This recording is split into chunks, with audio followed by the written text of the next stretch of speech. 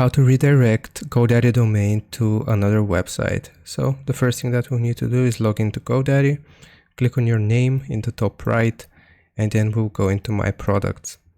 Now from the products page, we want to find the domain which we want to redirect. Click on Manage. And here from this section, we want to focus on the left-hand side and just click on Domain. Now find your domain and select Domain Settings. Now from this page, we want to go into Products. And after we have loaded up the product section here, we will scroll down until we see Connect Domain. So forward your domain to an existing website.